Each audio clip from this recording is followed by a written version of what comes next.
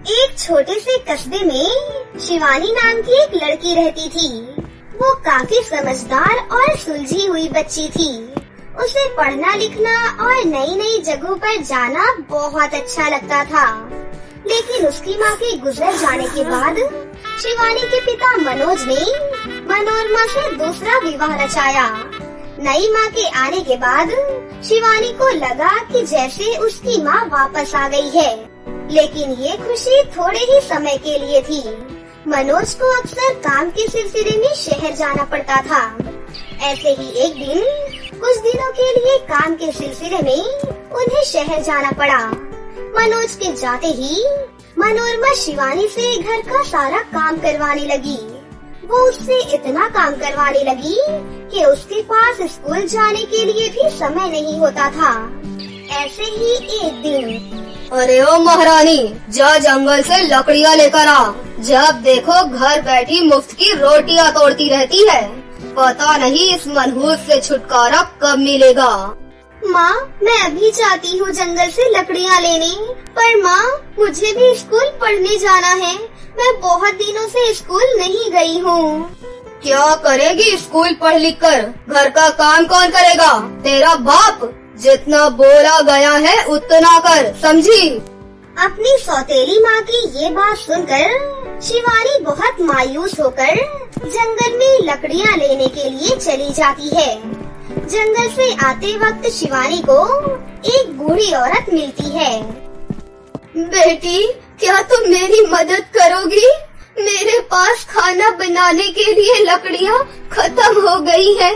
क्या तुम अपनी कुछ लकड़ियाँ मुझे भी दे दोगी बेटा?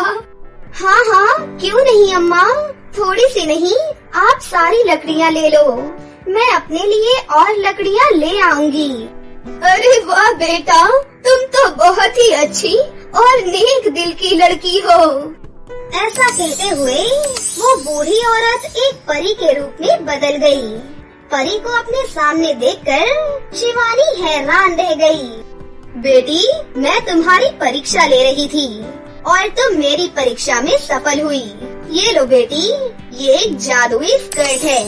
इस स्कर्ट की मदद से तुम अपने मन के सारे काम इससे करवा सकती हो। और हाँ, इस स्कर्ट का कभी भी गलत इस्तेमाल मत करना, नहीं तो इस स्कर्ट का जादू खत्म हो जाएगा। ऐसा कहकर परी वो जादुई स्कर्ट शिवानी को देकर वहाँ से गायब हो जाती है। शिवानी खुशी खुशी वो जादुई स्कर्ट लेकर अपने घर वापस आ जाती है। फिर अगली सुबह शिवानी ने उस जादुई स्कर्ट को पहना। उस जादुई स्कर्ट को पहनते ही उसमें से चमकदार रोशनी निकलने लगी। ये देखकर शिवानी बहुत खुश हो गई। अब जादुई स्कर्ट की मदद से शिवानी घर का सारा काम जल्दी जल्दी करने लगी। सारा काम फटाफट होता देखकर उसकी सौतेली माँ मनोरमा भी हैरान हो गई। अब जब भी शिवानी को रास्ते में कोई भी जरूरतमंद इंसान दिखता तो वो उन लोगों की मदद करने लगी। ऐसे ही कई दिन बीत गए। अब शिवानी जादुई स्कर्ट की मदद से कस्बे में रहने वाले हर इंसान की मदद करने लगी। अब सभी लोग शिवानी की तारीफ करने लगे। लेकिन एक दिन शिवानी की सौतेली माँ मनोरमा को उस जादुई स्कर्ट के बारे में पता चल गया। ये देखकर मनोरमा के मन में जादुई स्कर्ट हड़पने का लालच आ जाता है। अच्छा करमजली, तो ये सब इस जादुई स्कर्ट की वजह से हो रहा है। तभी तो कहूँ, सारे काम इतनी जल्दी कैसे कर लेती है तू? माँ वो मैं वो क्या? मुझे सब पता चल चुका है कि ये सब तो इस जादुई स्कर्ट की मदद से कर रही है। जल्दी से मुझे ये जादुई स्कर्ट दे दे। पर ये जादुई स्कर्ट परी ने मुझे दिया है माँ। देती है या उठाऊ डंडा? ऐसा कहकर मनोरमा वो जादुई स्कर्ट शिवानी से छीन लेती है और अपने कमरे में जाकर जादुई स्कर्ट को पहनने की कोशिश करने लगी। लेकिन अचानक वो जादुई स्कर्ट उसके हाथों से छूटकर हवा में उड़ने लगा। तभी उस जादुई स्कर्ट में से आवाज आने लगी, लालची औरत, तूने क्या सोचा शिवानी को डरा धमका कर तू मुझे हासिल कर लेगी? ये तेरी बहुत बड़ी भूल है। अब देख मैं तुझे कैसे सबक सिखाती हूँ। ये कहते ही वो जादुई स्कर्ट मनोरमा को हवा में उछाल देता है और उसे हवा में गोल गोल घुमाने लगता है, जिसकी वजह से वो बहुत घबरा जाती है और वो जोर जोर से चिल्लाने लगती है। अरे अरे मुझे छोड़ दो तुम, मुझसे बहुत बड़ी गलती हो गई। मैं ये स्कर्ट शिवानी को वापस कर दूंगी और मैं शिवानी को अब कभी भी परेशान नहीं करूंगी। प्लीज मुझे छोड़ दो। मनोरमा की ये बात सुनकर जादुई स्कर्ट ने मनोरमा को नीचे उतार दिया। एक बात याद रखना, अगर आगे से तूने शिवानी को परेशान किया तो मैं तुम्हें हमेशा के लिए हवा में लटका दूंगी। अब तुम मेरे साथ चलो और शिवानी से अपनी गलती की माफी मांगो। उसके बाद जादुई स्कर्ट मनोरमा को शिवानी के पास ले जाती है। फिर मनोरमा शिवानी से माफी मांगती है और उस दिन के बाद से मनोरमा ने शिवानी के साथ कभी भी बुरा व्यवहार नहीं किया। अब वो भी बाकी बच्चों की तरह स्कूल जाने लगी और हंसी खुशी से अपनी जिंदगी जीने लगी। ये कहानी भोपाल के एक छोटे से गांव में रहने वाली कोमल नाम की एक औरत की है। उसके साथ उसकी 9 साल की बेटी प्रिया और पति माधव भी रहता था। कोमल को कैंसर की बीमारी थी, जिसकी वजह से वो हमेशा बीमार ही रहती थी। एक दिन की बात है, कोमल की हालत बहुत ज्यादा गंभीर हो जाती है और वो अपने पति और बेटी को छोड़कर इस दुनिया से चली जाती है। जिसके बाद माधव हमेशा प्रिया की परवरिश के लिए परेशान रहता था, क्योंकि कोमल के जाने के बाद प्रिया हमेशा बस रोती ही रहती थी। इसीलिए प्रिया की देखभाल के लिए प्रिया की मौसी, जिनका नाम अनुराधा होता है, उससे वो शादी करता है। लेकिन 2 महीने बाद ही एक भयानक बीमारी की वजह से प्रिया के पिता भी प्रिया को छोड़कर चले जाते हैं। अब प्रिया बिल्कुल अकेली हो जाती है और उसकी सौतेली माँ उस पर बहुत ज्यादा अत्याचार करती है। उसकी सौतेली माँ घर का सारा काम प्रिया से ही करवाया करती थी और खाने के लिए उसे सिर्फ और सिर्फ बासी रोटी ही दिया करती थी, जिसकी वजह से प्रिया की भी तबीयत बहुत खराब होने लगी। ऐसे ही कुछ दिन बीत गए। अरे करमजली, सुबह से दोपहर हो गई है, लेकिन घर का काम अभी तक खत्म नहीं हुआ। कहाँ मर गई है? जल्दी इधर आओ। तभी बाथरूम में ढेर सारे कपड़े धो रही प्रिया जल्दी से बाहर आई और अपनी सौतेली माँ से बोली, क्या हुआ माँ, कोई काम है क्या? अरे करमजली, तुझे मैं कब से आवाज लगा रही हूँ, बहरी हो गई है क्या या कान में रुई ठूस ली है? सुन, मैं थोड़ी देर के लिए बाहर जा रही हूँ। मेरे घर वापस आने तक घर का सारा काम खत्म हो जाना चाहिए, वरना तेरी खैर नहीं, समझी? चल अब निकल यहाँ से। इतना कहकर अनुराधा अपना बैग लेकर बाहर चली गई। वहीं प्रिया दोबारा से घर के कामों में व्यस्त हो जाती है। काफी समय बीतने के बाद प्रिया को बहुत तेज भूख लगती है। अरे बहुत तेज भूख लग रही है, लेकिन खाना तो खत्म हो गया है, मैं क्या खाऊं? हाँ, एक काम करती हूँ, माँ के कमरे में जाकर देखती हूँ, शायद कुछ पैसे मिल जाएं, फिर बाहर जाकर कुछ खा लूंगी। जैसे ही प्रिया अपने सौतेली माँ के कमरे में जाती है तो उसे सामने तकिए के नीचे कुछ पैसे दिखाई देते हैं। पैसे को देखकर प्रिया मन ही मन सोचती है, अरे यहाँ तो केवल 20 रुपए ही है।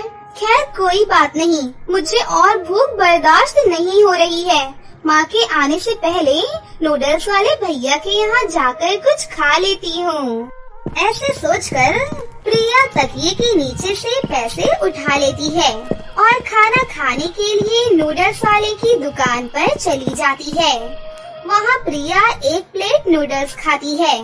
अब वो नूडल खाकर घर आ ही रही थी कि तभी वो देखती है कि उसकी सौतेली माँ अनुराधा गुस्से से लाल दरवाजे पर खड़ी थी और वो प्रिया का ही इंतजार कर रही थी ये देखकर प्रिया बहुत डर जाती है। क्या हुआ माँ? मैंने कुछ किया क्या? मुझसे कोई गलती हो गई है क्या?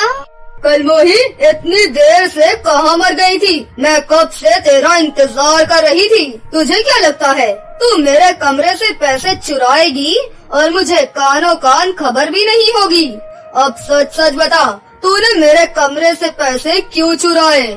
माँ, मैंने सुबह से कुछ भी नहीं खाया था। मुझे बहुत तेज भूख लगी थी, इसीलिए मैंने आपके कमरे से पैसे लिए थे और नूडल्स वाले की दुकान से जाकर 1 प्लेट नूडल खाई है। आप मुझे माफ कर दीजिए माँ, मैं ऐसा दोबारा कभी भी नहीं करूँगी। तुझे आज मैं ऐसी सजा दूंगी कि तू जिंदगी भर याद रखेगी। प्रिया रोते रोते अपनी सौतेली माँ से बहुत माफी मांगती है, लेकिन गुस्से से लाल अनुराधा ने उसकी एक ना सुनी। फिर वो एक मोटा सा डंडा लाकर प्रिया को मारने के लिए पकड़ने लगी और प्रिया के दोनों हाथों पर मारने लगी।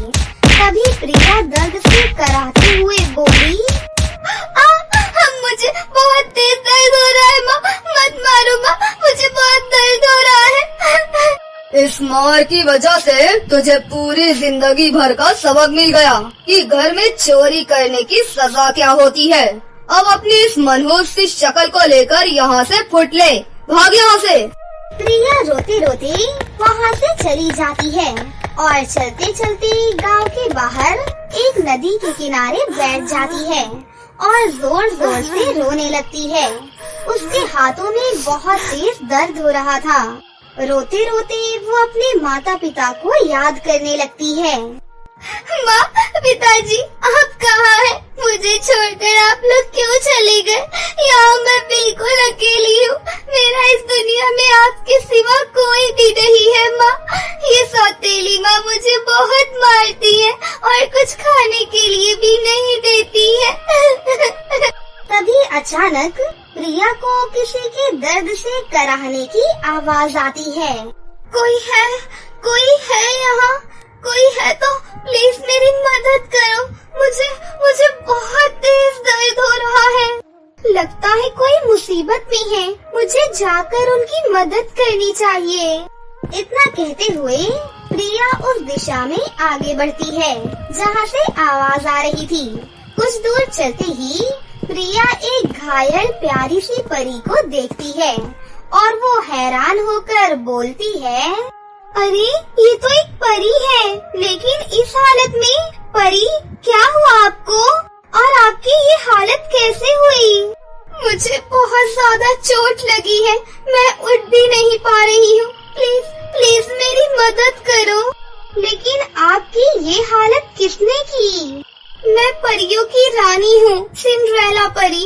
एक दुष्ट परी ने मेरी ऐसी हालत कर दी है। मुझे बहुत तेज प्यास लगी है, क्या तुम मेरे लिए पानी ला सकती हो? फिर प्रिया उस परी को एक पेड़ के नीचे एक पत्थर पर बैठा देती है और झट से नदी से पानी लाकर उसे रानी परी को पिला देती है। उसके बाद रानी परी उसे अपने बारे में बताती है। तुम्हारा बहुत बहुत धन्यवाद, तुमने मेरी मदद की है। कृपया करके बस मेरा एक छोटा सा काम कर दो। मेरी जादुई छड़ी यहाँ कहीं खो गई है, उसे खोजकर मुझे दे दो, जिससे मेरी शक्तियाँ वापस आ जाएंगी और मैं बिल्कुल ठीक हो जाऊंगी। अच्छा, आप मेरा यहीं पर इंतजार कीजिए, मैं आपकी जादुई छड़ी ढूंढकर अभी लाती हूँ। इतना कहकर प्रिया रानी परी की छड़ी ढूंढने लग जाती है। काफी मुश्किलों के बाद आखिरकार प्रिया को कुछ कटीली झाड़ियों के बीच रानी परी की जादुई छड़ी मिलती है। शुक्र है रानी परी की जादुई छड़ी आखिर मिल ही गई। मैं जल्दी से रानी परी को ये देकर आती हूँ। प्रिया ने जैसे तैसे उन कटीली झाड़ियों से अपने जख्मी हाथों की बिना परवाह किए उस जादुई छड़ी को निकाल ही लेती है और उसे ले जाकर रानी परी के हाथों में सौंप देती है। ये लीजिए रानी परी, आपकी जादुई छड़ी। सिंड्रेला परी ने जैसे ही जादुई छड़ी अपने हाथों में ली तो उसके सारे जख्म बिल्कुल ठीक हो गए। अब प्रिया ने रानी परी सिंड्रेला से पूछा, रानी परी सिंड्रेला, आप यहाँ पर क्या करने आई थी? लगभग 30 साल पहले एक दुष्ट परी परीलोक से भागकर पृथ्वी लोक पर आ गई थी। वो बहुत ही खतरनाक है और बहुत ताकतवर भी है। उसे मैं बहुत समय से ढूंढ रही हूँ। अब हमें खबर मिली है कि वो इंसानी रूप को धारण करके इसी गांव में रहती है। वो इतनी ज्यादा खतरनाक है कि उसका पकड़ा जाना बहुत जरूरी है और हमें पता चला है कि वो अपने आप को और शक्तिशाली बनाने के लिए हर रोज इंसानों की बलि दे रही है। लेकिन रानी परी, जितना मैंने सुना है, परियां तो लोगों की मदद के लिए है ना? लेकिन ये परी ऐसे क्यों कर रही है? ये दुष्ट परी सबसे ज्यादा शक्तिशाली परी बनना चाहती है। इसी वजह से इसको अच्छाई बुराई में फर्क नहीं नजर आ रहा और ये अब इतनी ज्यादा खतरनाक हो चुकी है कि उसका पकड़ा जाना बहुत ज्यादा जरूरी है।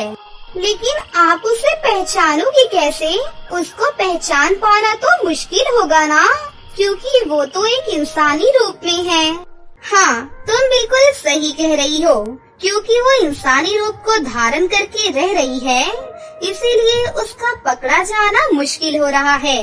लेकिन जब मैं उससे लड़ रही थी तो मैंने उसके माथे पर अपनी जादुई तलवार से वार किया था, जिससे उसके माथे पर एक काला निशान पड़ गया था। अगर वो कभी भी मेरे सामने आएगी तो मैं उस काले निशान से उसे पहचान लूंगी। ये कहते हुए रानी परी सिंड्रेला की नजर प्रिया के जख्मी हाथों पर जाती है। अरे, तुम्हारे हाथों पर ये चोट कैसे लगी? रुको, मैं अभी तुम्हारे हाथों को ठीक कर देती हूँ। ये कहते हुए सिंड्रेला परी ने अपनी जादुई छड़ी की मदद से प्रिया के दोनों हाथों को ठीक कर दिया। तब प्रिया ने रोते रोते अपनी सौतेली माँ के बारे में सारी सच्चाई परी को बताई।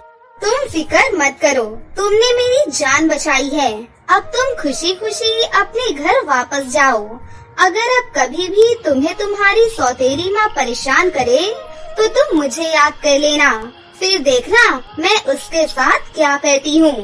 और तुम अपने साथ ये जादुई हीरा लेकर जाओ। जब भी तुम्हें मेरी जरूरत पड़े तो तुम इस हीरे को अपने हाथ में रखकर मुझे याद करना, मैं आ जाऊंगी। इतना कहकर रानी परी सिंड्रेला वहाँ से अदृश्य हो गयी। फिर प्रिया उस हीरे को लेकर अपने घर वापस चली गई। रात को जब प्रिया अपनी सौतेली माँ को खाना परोस रही थी, तब उसने अपनी सौतेली माँ के माथे पर वही काला निशान देखा। निशान देखते ही प्रिया सोचने लगी, अरे, माँ के माथे पर काला निशान है। ये निशान तो बिल्कुल वैसा ही है जैसा मुझे रानी परी ने बताया था। लेकिन ये निशान माँ के माथे पर कैसे? मुझे कुछ समझ में नहीं आ रहा। इसके बाद प्रिया अपने कमरे में जाकर पूरी रात यही सोचती रही। फिर अगले दिन सुबह होते ही प्रिया ने रानी परी के दिए हुए उस जादुई हीरे की मदद से रानी परी सिंड्रेला को याद करने लगी और पलक झपकते ही रानी परी सिंड्रेला वहाँ पर प्रकट हो गयी। क्या हुआ? तुम्हें तुम्हारी सौतेली माँ ने फिर से परेशान किया? नहीं नहीं रानी परी, मैंने कुछ बताने के लिए आपको यहाँ बुलाया है। कल आपने जो निशान के बारे में मुझे बताया था, मैंने ठीक वैसा ही काला निशान अपनी सौतेली माँ के माथे पर देखा है। ये तुम क्या कह रही हो? क्या तुम मुझे अपनी सौतेली माँ के पास लेकर जा सकती हो? हाँ हाँ, क्यों नहीं, वो तो अभी सो रही है, चलिए मेरे साथ। इतना कहकर प्रिया रानी परी को लेकर अपनी सौतेली माँ के कमरे में चली गई। जैसे ही रानी परी ने प्रिया की सौतेली माँ को देखा तो वो पहचान गई कि ये वही दुष्ट परी है। फिर रानी ने अपनी शक्तियों से सारी सच्चाई पता लगाते हुए प्रिया से कहा, इस दुष्ट परी ने तुम्हारी सौतेली माँ की हत्या कर उनका रूप धारण कर लिया है। ये सुनकर प्रिया बहुत डर गई। अरे डरो नहीं, मैं तुम्हें कुछ भी नहीं होने दूंगी। उसके बाद रानी परी सिंड्रेला ने अपनी जादुई शक्तियों से उस दुष्ट परी को एक रस्सी से बांध दिया। तुम्हें क्या लगा था तुम मुझसे बच पाओगी? इंसानों की हत्या करने की सजा तुम्हें जरूर मिलेगी। रानी परी की बात सुनकर उस दुष्ट परी ने अपना असली रूप धारण कर लिया और अपने आप को आजाद करने की बहुत कोशिश करने लगी, लेकिन वो अपने आप को आजाद ही नहीं कर पाई। तभी रानी परी सिंड्रेला की जादुई छड़ी से एक तेज रोशनी निकलती है और उस शैतान परी को जलाकर राख कर देती है। रानी परी जी, आपने गांव के बाकी लोगों की जान बचाई, आपका बहुत बहुत धन्यवाद। लेकिन मेरी सौतेली माँ भी अब नहीं रही, अब मैं बिल्कुल अकेली हो गई हूँ। मेरा इस दुनिया में कोई भी नहीं है। ये कहकर प्रिया जोर जोर से रोने लगी। अरे प्रिया बेटी, अब रोना बंद करो, तुम मेरे साथ परीलोक में रहोगी। आज से तुम्हारी सारी जिम्मेदारी मेरी है। क्या सच में रानी परी सिंड्रेला? रानी परी सिंड्रेला नहीं, मुझे माँ कहो। बेटी, आज से मैं तुम्हारी माँ हूँ। अब चलो, परीलोक में सारी परियां हमारा इंतजार कर रही होंगी। इतना कहकर रानी परी सिंड्रेला प्रिया को लेकर परीलोक वापस चली जाती है। कुछ ही दिनों में प्रिया वहाँ सभी परियों के साथ काफी घुल मिल गई।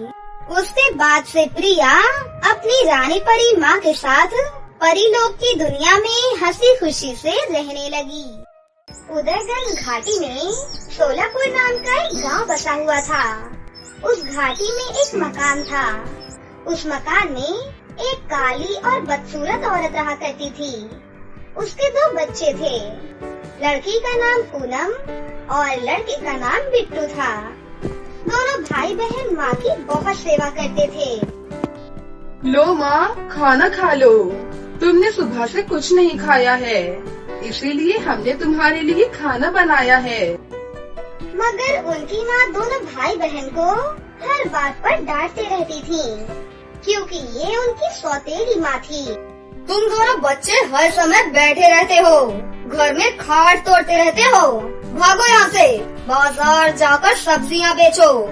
जी माँ, मैं और भैया अभी बाजार सब्जी बेचने ही जा रहे हैं। सभी आसपास के लोग सौतेली माँ का ये व्यवहार देखकर बहुत ही दुखी होते थे और कहते थे, ऐसी कठोर और क्रूर माँ ना कहीं देखी और ना ही कहीं सुनी।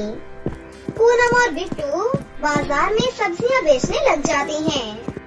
उसी से वो अपने छोटे से परिवार का गुजारा करते हैं। पूनम, ऐसे कब तक चलेगा? हम इतनी मेहनत करते हैं और फिर भी माँ हमें हर समय मारती ही रहती हैं। माँ कभी हमसे प्यार के 2 मीठे बोल भी नहीं बोलती। कभी कभी तो मेरा मन करता है कि मैं घर छोड़कर ही चला जाऊँ। नहीं नहीं भैया, अगर हम घर छोड़कर चले गए तो माँ का ध्यान कौन रखेगा? माँ तो ढंग से चल भी नहीं पाती।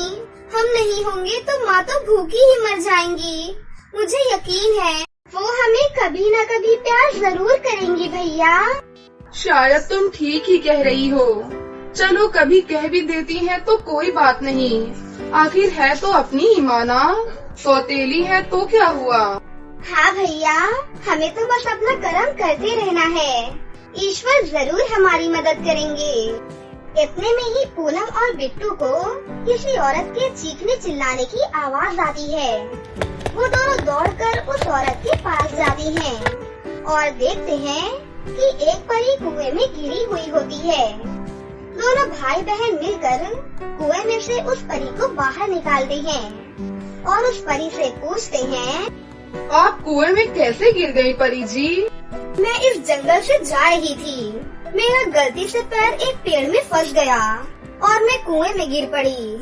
मैं तुम दोनों भाई बहनों का धन्यवाद देती हूँ। क्या मैं तुम्हारी कोई मदद कर सकती हूँ? क्योंकि तुम लोगों ने मेरी सही वक्त पर पहुँचकर मेरी जान बचाई है। अगर तुम नहीं आते तो मैं कुएं में ही डूबकर मर जाती। बिट्टू और पूनम अपनी सौतेली माँ के बारे में उस परी को बताते हैं। हमारी सौतेली माँ दिल की अच्छी है, लेकिन वो हमें हमेशा मारती रहती हैं। क्या आप उनका व्यवहार बदल सकती हैं ताकि हमें भी हमारी माँ का प्यार मिल सके? मैं तुम दोनों बच्चों के बारे में सब जान गई हूँ कि तुम लोग अपनी सौतेली माँ से कितना प्यार करते हो। ये लो, ये एक जादुई नेल पॉलिश है। ये नेल पॉलिश अपनी माँ के नाखून पर लगा देना। जैसे ही तुम अपनी माँ के नाखून पर इस जादुई नेल पॉलिश को लगाओगे, उनका व्यवहार बदल जाएगा। मैं तुम लोगों को एक बात और बताना चाहती हूँ। तुम्हारी सौतेली माँ दिल की बुरी नहीं है। एक समय में वो बहुत ज्यादा सुंदर हुआ करती थी।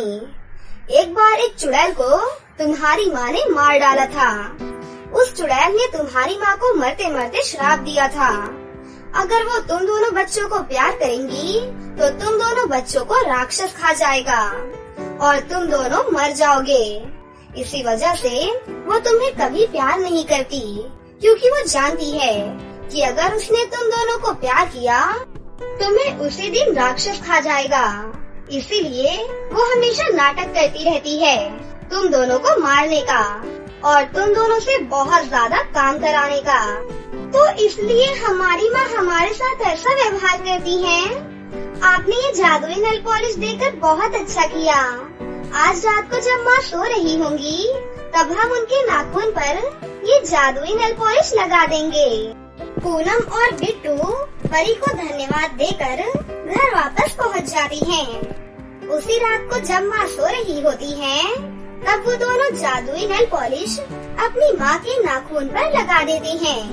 जादुई नेल पॉलिश लगने के बाद सौतेली माँ बहुत ही सुंदर हो जाती है और अपने दोनों बच्चों को अपने पास बुलाकर खूब ज्यादा प्यार करने लगती हैं। वो तीनों खुशी खुशी रहने लगे और अब उन तीनों के जीवन में खुशियाँ ही खुशियाँ थीं। लेकिन उनकी खुशियाँ ज्यादा दिन तक नहीं रहीं, क्योंकि चुड़ैल की बेटी डायना को सब कुछ पता चल गया कि जिस सौतेली माँ ने उसकी चुड़ैल माँ को मारा था, वो औरत जादुई नेल पॉलिश लगाने के बाद अब बहुत ज्यादा सुंदर हो गई है और अपने बच्चों को भी प्यार करने लग गई है। चुड़ैल की बेटी डायना पूनम और बिट्टू के घर पहुंच जाती है। डायना उनसे नेल पॉलिश मांगने लग जाती है। बिट्टू और पूनम, तुम बहुत खुश हो रहे हो ना अपनी माँ को सुंदर देखकर? मैं तुम्हारी माँ को वापस बदसूरत कर दूंगी। वो नेल पॉलिश लेकर आओ, मैं उसको तोड़ डालूंगी। तुम्हारी हिम्मत कैसे हुई हमारे घर में आने की? जो हाल मेरी माँ ने तेरी माँ के साथ किया था ना, वही हाल हम तेरे साथ भी करेंगे। फिर पूनम उस परी को याद करने लग जाती है।